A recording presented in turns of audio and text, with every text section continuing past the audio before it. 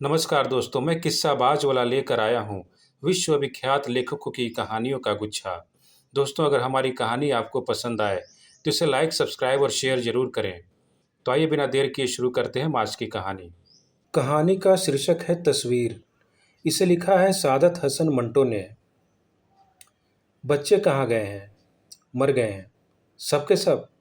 हाँ, सबके सब। आपको जो आज उनके मुतलिक पूछने का क्या ख्याल आ गया? मैं उनका बाप हूँ। आप ऐसा बाप खुदा करे कभी पैदा न हो। तुम आज इतनी खफा क्यों हो? मेरी समझ में नहीं आता। घड़ी में रत्ती घड़ी में माशा हो जाती हो। दफ्तर से थक कर आया हूँ और तुमने ये चक चक शुरू कर दी है। बेहतर था कि मैं दफ्तर में ही पंखे के नीचे आराम करता। पंखा यहाँ भी है। आप आराम तलब हैं, यहीं आराम फरमा सकते हैं। तुम्हारा तंज कभी नहीं जाएगा। मेरा ख्याल है कि ये चीज़ तुम्हें जहेज में मिली थी। मैं कहती हूँ कि आप मुझसे इस किस्म की खुराफात न बका कीजिए। आपके दीदों का तो पानी ही ढल गया है। यहाँ तो सब कुछ ढल गया है। तुम्हारी वो जवानी कहाँ गई? मैं तो अब ऐसा महसूस करता हूँ जैसे 100 बरस का बुढ़ा हूँ। ये आपके अमाल का नतीजा है। मैंने तो खुद को कभी उम्र रसीदा महसूस नहीं किया। मेरे अमाल इतने स्याह तो नहीं। और फिर तुम्हारा शोहर होते हुए क्या इतना भी महसूस नहीं कर सकता कि तुम्हारा शबाब अलरुबा तंजुल है? मुझसे ऐसी जबान में गुफ्तगू कीजिए जिसको मैं समझ सकूं। ये रुतबा न जल क्या हुआ? छोड़ो इसे, आप मोहब्बत प्यार की बातें करें। आपने अभी भी तो कहा था कि आपको ऐसा महसूस होता है जैसे आप 100 बरस के बूढ़े हैं। भाई, दिल तो जवान है। आपके दिल को मैं क्या कहूँ? आप उससे दिल कहते हैं। मुझसे कोई पूछे तो मैं यही कहूँगी कि पत्थर का एक टुकड़ा है जो उस शख्स ने अपने पहलू में दबा रखा है और ये दावा करता है कि इसमें मोहब्बत भरी हुई है। आप मोहब्बत करना क्या जाने? मोहब्बत तो सिर्फ औरत ही कर सकती है। आज तक कितनी औरतों ने मर्दों से मोहब्बत की है? जरा तारीख का मुतला करो। हमेशा मर्दों ने ही औरतों से मोहब्बत की और उसे निभाया।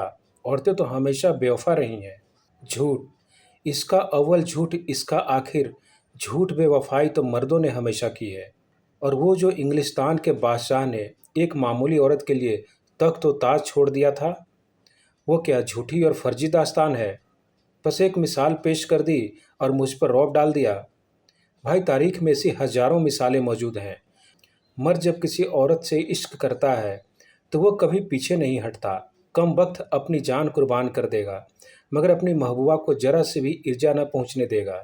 तुम नहीं जानती हो कि मर्द में, जबकि वो मोहब्बत में गिरफ्तार हो, कितनी ताकत होती है। सब जानती हूँ। आपसे तो कल अलमारी का जमा हुआ दरवाज़ा भी नहीं खुल सका। आखिर मुझे ही जोर लगाकर खोलना पड़ा। देखो जानम, तुम ज्यादती कर रही हो। तुम्हें मालूम है कि मेरे दाहिने बाजू में रीह का दर्द था और मैं उस दिन दफ्तर भी नहीं गया था और सारा दिन और सारी रात पड़ा कराहता रहा था। तुमने मेरा कोई ख्याल न किया और अपनी सहेलियों के साथ सिनेमा देखने चली गई। आप तो बहाना कर रहे थे। लाहौल, यानी मैं बहाना कर रहा था? दर्द के मारे मेरा बुरा हाल हो रहा था और तुम कहती हो कि मैं बहाना कर रहा था? लानत है ऐसी जिंदगी पर। यह लानत मुझ पर भेजी गई है। तुम्हारी अकल पर तो पत्थर पड़ गए हैं। मैं अपनी जिंदगी का रोना रो रहा था। आप तो हर वक्त रोते ही रहते हैं। तुम तो हंसती ही रहती हो, इसलिए कि तुम्हें किसी चीज़ की परवाह नहीं। बच्चे जाएं जहन्नुम में, मेरा जनाजा निकल जाए, ये मकान जलकर राख हो जाए, मगर तुम हंसती रहोगी। ऐसी बेदिल औरत मैंने आज तक अपनी ज़िंदगी में कभी नहीं देखी। कितनी औरतें देखी हैं अपने आप तक? हजारों लाखों सड़कों पर आजकल तो औरतें ही औरतें नजर आती हैं। झूठ ना बोलिए। आपने कोई न कोई औरत खास तौर पर देखी है। खास तौर पर से तुम्हारा क्या मतलब है? मैं आपके राज खोलना नहीं चाहती।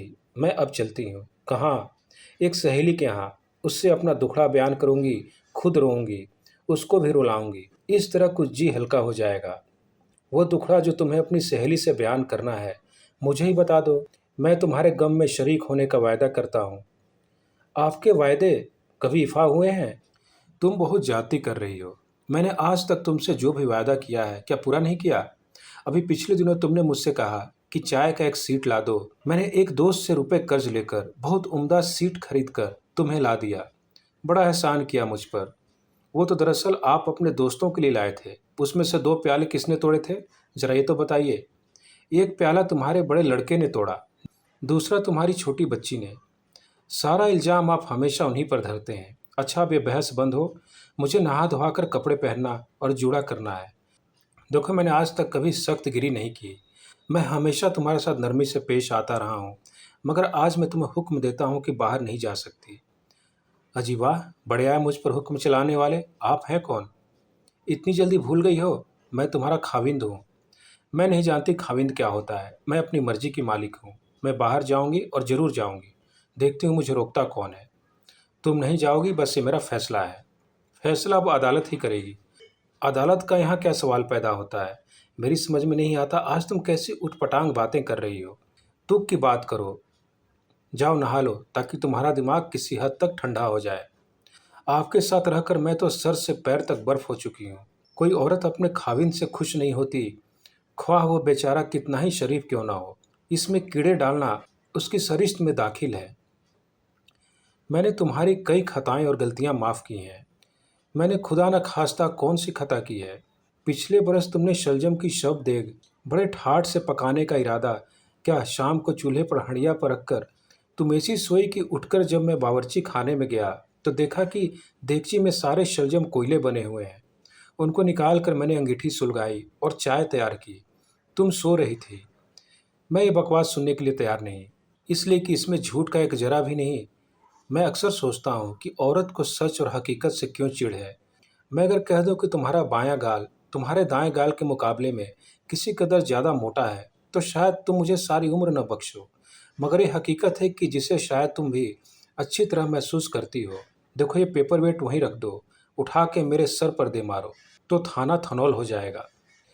मैंने पेपर वेट इसलिए उठाया था कि ये आपके चेहरे के एन मुताबिक है। इसके अंदर जो हवा के बुलबुले हैं वो आपकी आंखें हैं, और ये जो लाल सी चीज़ है वो आपकी नाक है जो हमेशा सुर्ख रहती है। मैंने जब आपको पहली मर्तबा देखा था तो मुझे ऐसा लगा था कि आपकी आंखों के नीचे जो गाय की आंखें हैं, एक कॉकरोच औंधे मुंह बैठा है। तुम्हारा जी हल्का हो गया? मेरा जी कभी हल्का नहीं होगा। मुझे आप जाने दीजिए। नहा धोकर मैं शायद यहाँ से हमेशा के लिए चली जाऊँ। जाने से पहले ये तो बता जाओ कि ये जाना किस बिना पर है। मैं बताना नहीं चाहती। आप तो अव्वल दर्जे के बेशर्म हैं। भाई, तुम्हारी इस सारी गुफ्तगू का मतलब अभी तक मेरी समझ में नहीं आया। मालूम नहीं तुम्हें मुझसे क्या शिकायत एकदम पैदा हो गई है। जरा अपने कोट की अंदरूनी जेब में हाथ डालिए। मेरा कोट कहाँ है? लाती हूँ, लाती हूँ। मेरे कोट में क्या हो सकता है? विस्की की बोतल थी। वो तो मैंने बाहर ही ख़त्म कर फेंक दी थी, लेकिन हो सकता है रह गई हो। लीजिए, आपका कोट ये रहा। अब मैं क्या करूं? उसके अंदर की जेब में हाथ डालिए और उस लड़की की तस्वीर निकालिए जिससे आप आजकल इश्क लड़ा रहे हैं। लाहौल ओला, तुमने मेरे औसान खता कर दिए थे। ये तस्वीर मेरी जान मेरी बहन की है, जिसको तुमने अभी तक नहीं देखा। अफ्रीका में है। तुमने ये खत नहीं देखा? साथ ही तो ये था। ये लो। हाय, कितनी खूबसूरत लड़की है। मेरी भाईजान के लिए बिल्कुल ठीक रहेगी। धन्यवाद।